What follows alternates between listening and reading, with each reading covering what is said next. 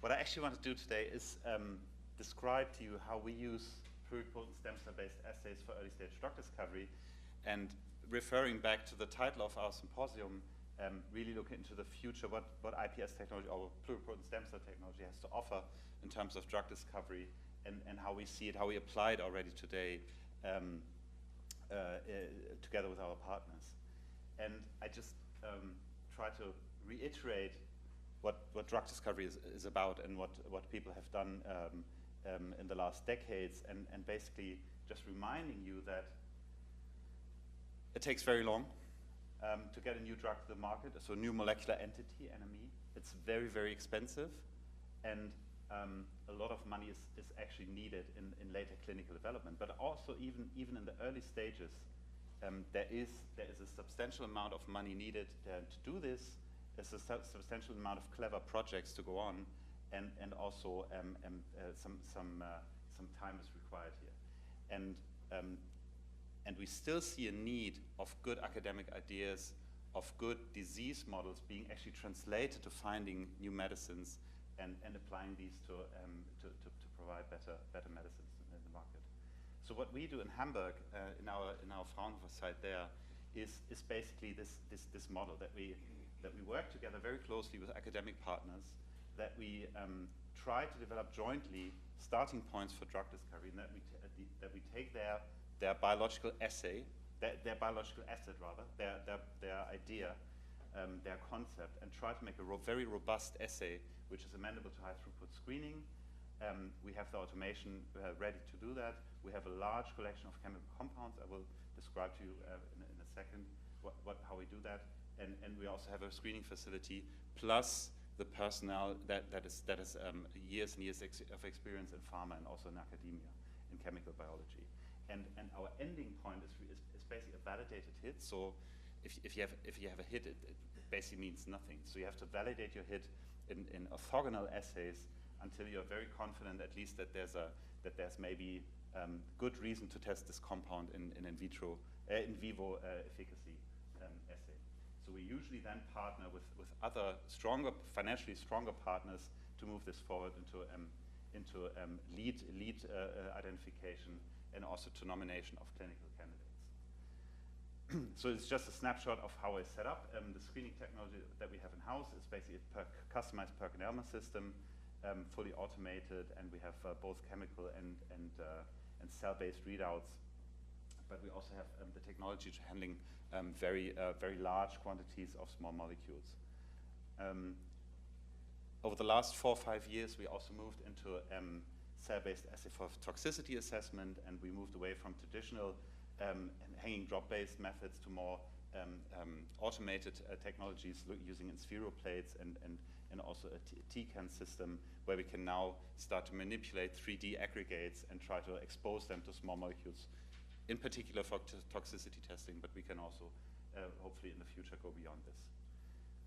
So compounds, that's always a big topic, and we've heard about repurposing strategies, but I just wanted to point out that we have a large collection of both lead-like synthetic compounds, natural products, but also known drugs for repurposing.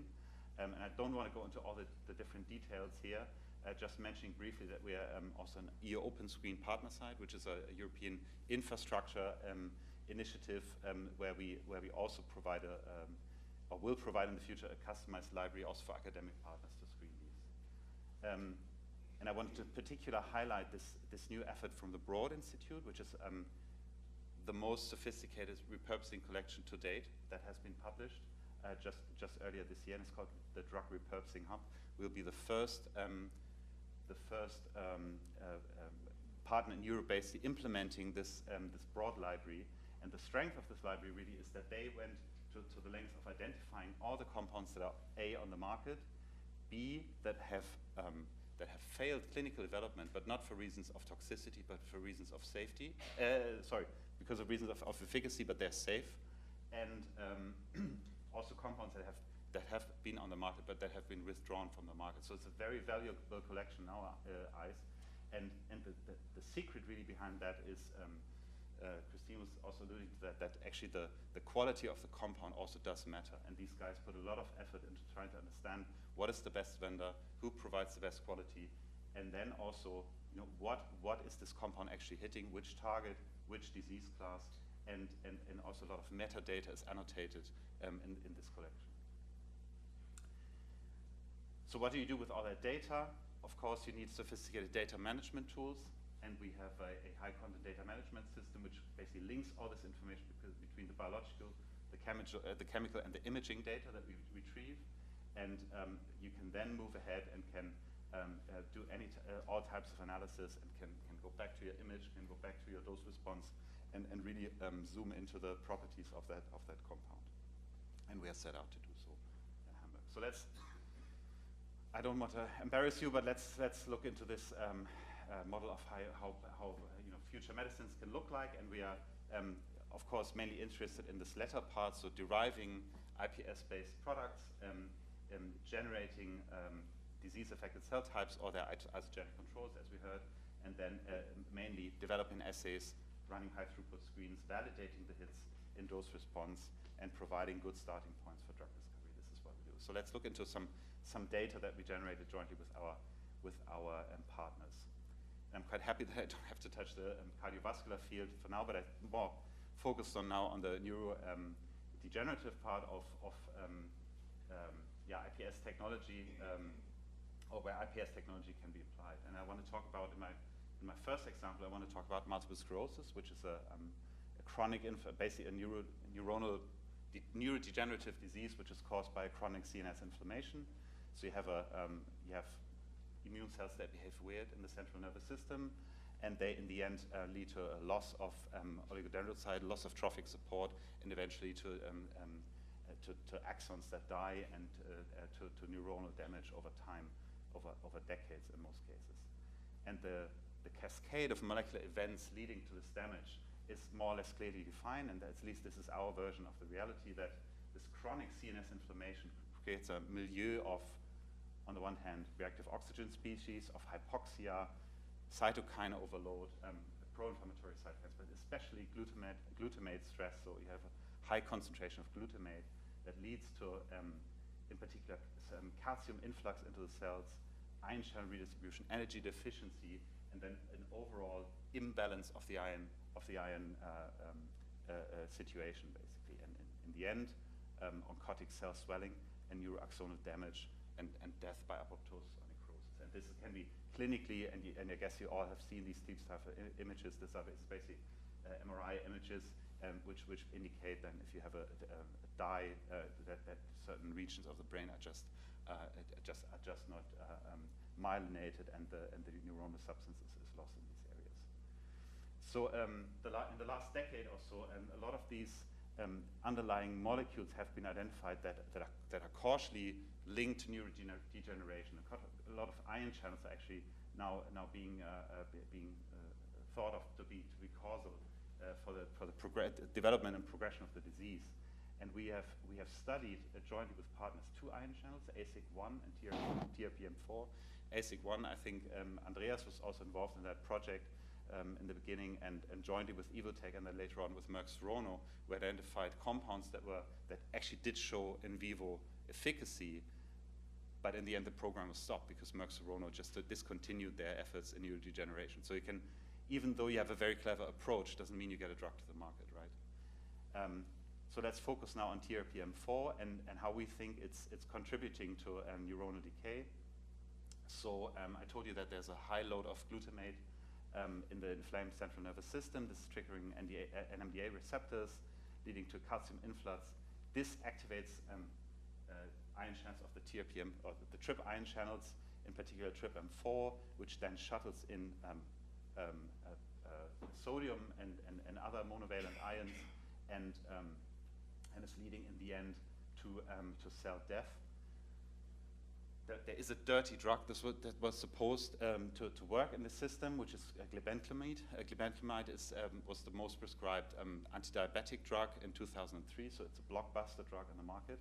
It's not targeting directly TRPM4, as people have realized nowadays, but it's targeting the sulfonylurea receptor, SIR1, and thereby mediating its function. But it's not as efficacious in vivo as you would hope.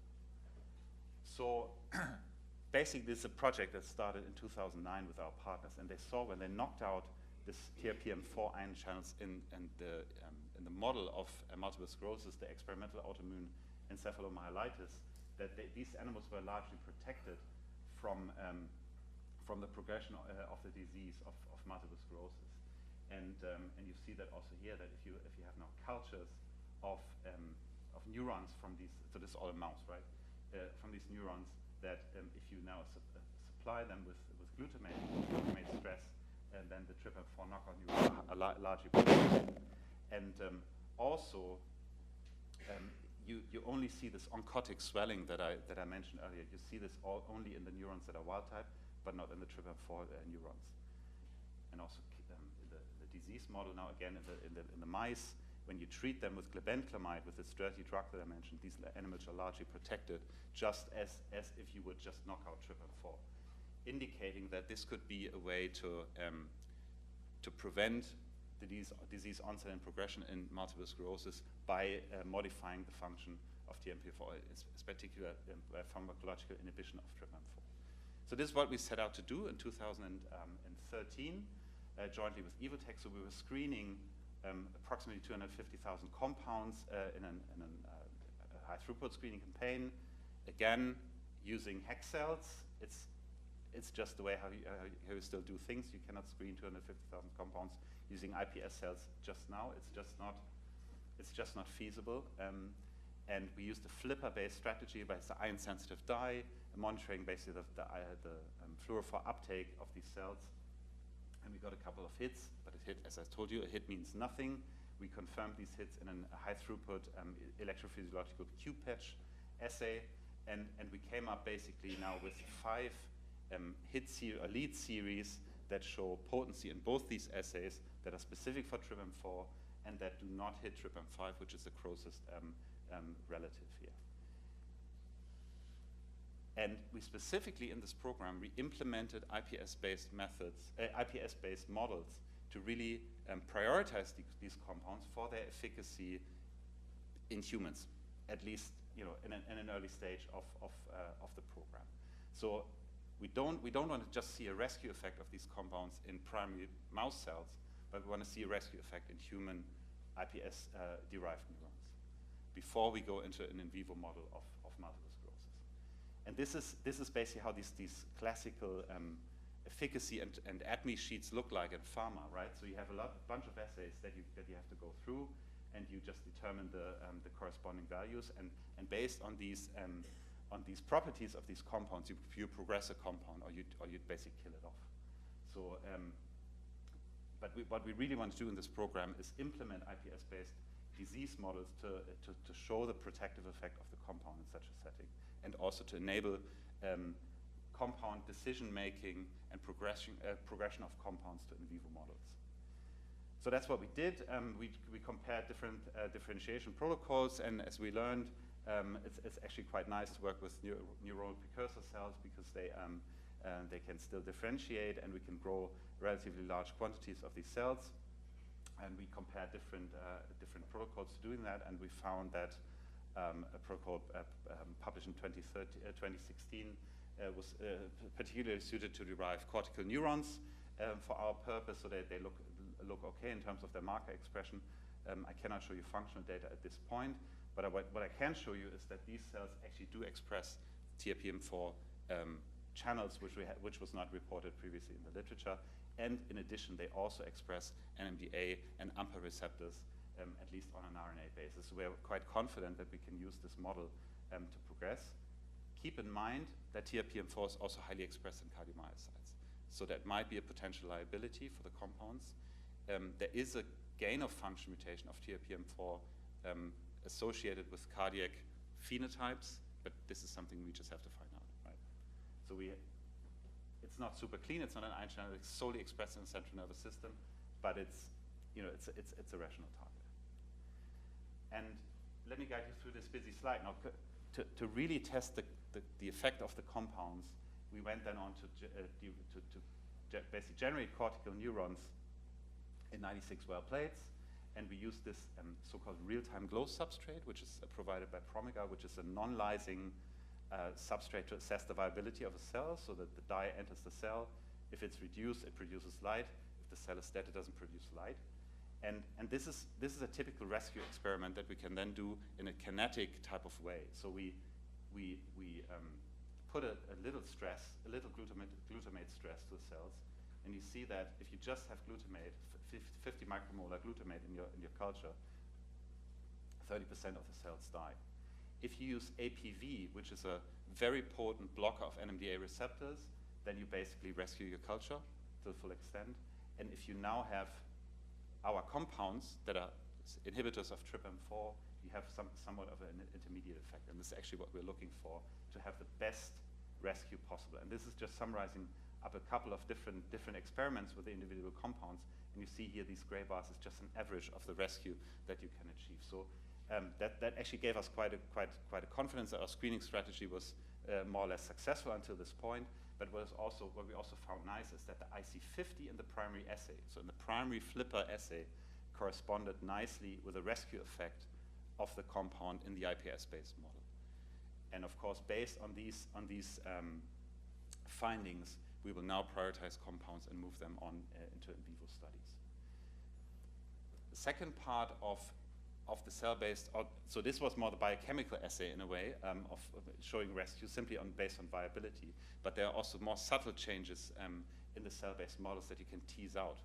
And what we do a lot is basically high throughput microscopy, high content imaging, and there are tools by PerkinElmer, but also from other providers that are actually nowadays very easy and make it like a drag and drop functionality to, on the one hand, identify individual neurons, but also quantify the length of their neurites, their branching points, the neuronal network, as it were.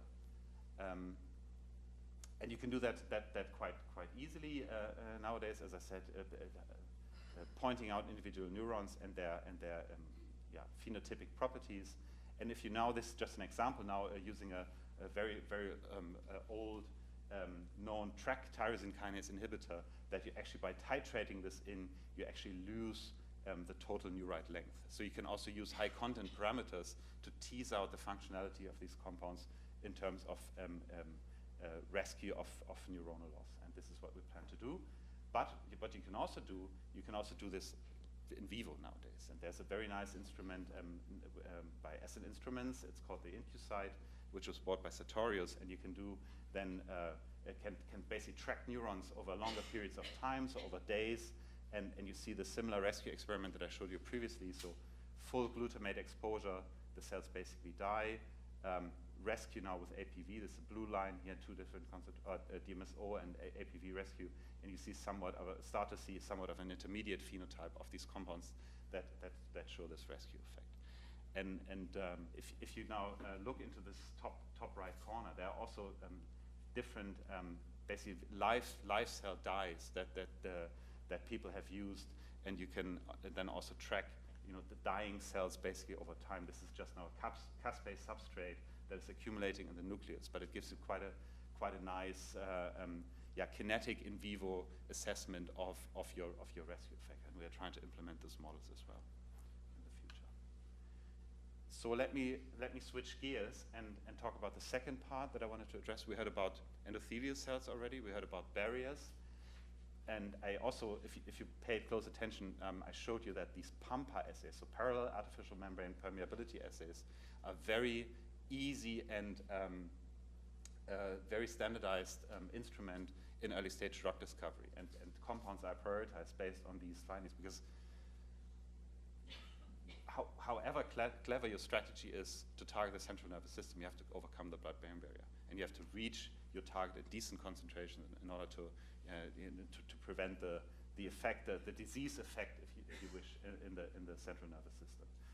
So what a PAMPA assay is, basically you have a acceptor well, you have a donor well where you put your compound in, you have an artificial phospholipid membrane, a bilayer, and substances are basically diffusing through these barriers. And you can then prioritize compounds based on the transcellular flux. And you have, of course, substances that traffic very slowly through the barrier, moderately or highly. But the reality looks quite different, as we heard also. Now that the neurovascular unit is very well organized, is very tight. It consists of specialized endothelial cells, parasites, but also neurons, astrocytes that are kind of touching the system, make it very tight, make it very restricted compartment. So what you rather want to do is do something like this here and try to put this in an in vitro model. So again, summarizing the arguments for maybe using iPS cells at the blood-brain barrier for drug development is that non-predictive models actually also cause the high attrition rates in pharmaceutical development because you simply cannot get your drug across the blood-brain barrier. The brain endothelium represents not only a physical barrier but also a metabolic barrier because it contains a polarized structure. It's expressing a lot of transporters, for example, and people have reported barriers of up to 2,000 ohm per square centimeter. So basically measuring their transendothelial electrical resistance. But what you also want to assess, you don't want to only measure the transcellular uptake, so to say, to the other compartment, but you want to also measure the paracellular diffusion of these cells. So it could look something like this, that you have a complex cell-based model, you have an apical, you have a basolateral chamber, and you have a complex model at the interface.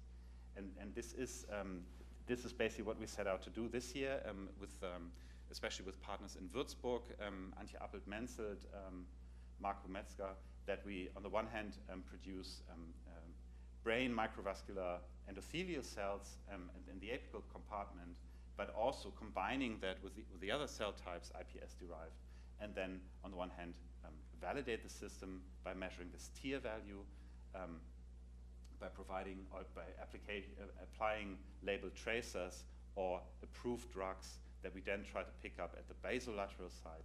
And then obviously this is also great for disease modeling, right? So that we just take a control or an isogenic control of a patient, and of course we have some genetic variants or some genetic cases of Alzheimer's disease where we really want to see what's going on at this blood-brain barrier, which transporters are misexpressed. What is the disease situation looking like, at least in this in vitro model? And we have people previously have described this barrier only with the IME-94 clone, but we also recapitulated this phenotype with our in-house line. Again, our in-house reference line, we had this discussion yesterday, was the reference line. We have an internal reference line, obviously, as everyone else.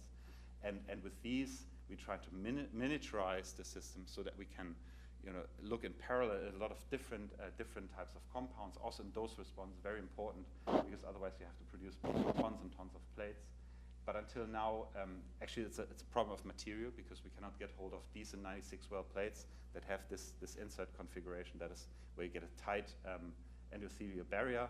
But we're quite confident that with this grinder, 24 well plates at least, we get very nice transendothelial electrical resistance values, which are in the range of what Antje Appelt-Menzelt has reported earlier this year in Stanford reports, which is more or less getting closer to the situation in vivo, the status from the early 90s, where people have reported values of larger than 1,500 ohm square centimeters. So that's where we're heading. So on the one hand, building more sophisticated in vitro systems, in vitro barriers for blood-brain-based drug discovery, but also for disease modeling, and then also a combination of both. Yeah, this is basically just also showing you that the transport study is also important, that you also have to determine permeability coefficients that then also report on the integrity of the system, and this is also quite well in accordance with the published data. And of course, then as an outlook, we want to receive blinded compounds from a pharma partner, similar to what we heard in the cardiovascular field, and want to then assess together with AbbVie, are these in our model, is our model superior in a way to predict the blood-brain barrier penetrance of these compounds. So lastly, I wanted to quickly touch on a topic that Kevin mentioned yesterday. Now completely switching gears, but just to tell you so that we basically now try to apply the lessons learned from EBiSC, and I think it's been a great interaction, great training sessions, great teamwork, And we try to apply this in a very different setting with a CRO, also based in Hamburg, Evotech, and which basically approached us and wanted to have also cell lines for their drug discovery efforts, and wanted to have a rigorously controlled cellular product. And that's basically what we're doing for them. So not only the flow cytometry analysis, the standards that we identified in the consortium, but also the high content image-based assessment of pluripotency, for example, of marker expression, of also marker expression if you differentiated these cells. But in particular, we're also performing pluritest analysis for Evotech. And just quickly mentioning that pluritest is a widely accepted tool. Maybe if I switch to the next slide, widely accepted tool now since 2011. It's used by a lot of people. A lot of data sets have been deposited in this tool, and it's basically again a quality control tool, which is telling you whether a cell is pluripotent or whether it's not pluripotent. And a lot of partners also are using this locally, and it's also accepted QC tool in key journals. If I can quote you on the EBiSC initiative 2015, that this is actually fine when you also assess your cells with pluritest. You don't have to go into in vivo models. So we have implemented in this consortium. We have previously the pluritest was based on HD12 Illumina arrays, but we've now extended this platform, and I just wanted to mention this, to EFI, the new version of EFI chips, but also to RNA-seq-based methodology, and we have applied this also this year, and I hope that we will also provide an update paper basically on pluritest in the near future. Keep in mind, and we touched upon this with Ola's data yesterday, that pluritest can do certain things, but it cannot do everything, right? So pluritest is a tool for unbiased assessment of the transcriptional pluripotency state. It does not give you predictive information on the differentiation potential of a cell. And for example, reactivated transgene expression cannot be picked up by pluritest. This has been shown also recently by Christian Freund and others in Leiden. And what these authors suggest is basically now a combination of pluritest and scorecard for the assessment of your cellular product. At least that's their perspective that I just wanted to highlight this paper that I find quite recent. So let's sum up. So we provide state-of-the-art high-throughput screening and high-content screening facilities, which are usually typically found in pharma, but that we can also jointly with you use in your projects or for your academic ideas to move them forward to translation. We are open to everyone. We just have to find money to do things together. We have access to large compounds collections, including in the near future the broad repurposing collection. We try to integrate phenotypic screens and functional assays based on pluripotent stem cells into our drug discovery programs. And I showed you the example of TRPM4 ion channel, and we try to extend this to other areas, for example, the blood-brain barrier.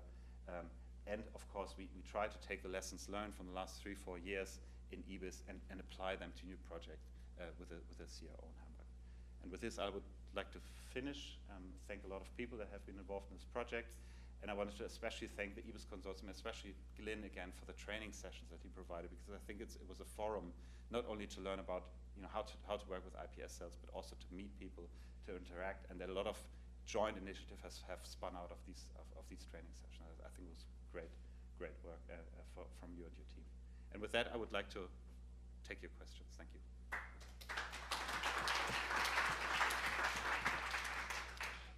Thanks very much, Ole. That was really very, very good. Questions? Yes, this artificial blood-brain barrier. So how many drugs have been tested for permeability on this, and is that data freely available? So basically, Pampa is just one system that's been used in pharma. No? So of course, you have other assays where you try to assess, what role P-glycoprotein plays for export of substance and other. This is just a routine assay that's been applied. And in terms of data, I mean, it's as I showed you now on this scorecard for compounds, it's basically run in every ADME program that you can think of, because it's an artificial bilayer. It's quite easy to do, quite nicely standardizable. there must be millions of data points using the Pampa assay. But do those live within companies, or is that available to somebody who's interested in a particular compound? So in our consortium with the blood-brain barrier, we also have small, medium-sized enterprise partners that provide ththese services. Pharmaceuticals, for example, in Western Germany, they do that. It's a routine technology that basically a CRO can provide. Yeah. So it's a very common assay. It's just that iPS cells could potentially integrate all these different transcellular, paracellular, and transporter-mediated process at the blood-brain barrier, and it's not only highlighting just one aspect of how the compound can get across the barrier, but maybe integrating all these different pathways. That's just the idea. Thank you very much. Well, Thanks. if there are no further questions, thanks very much.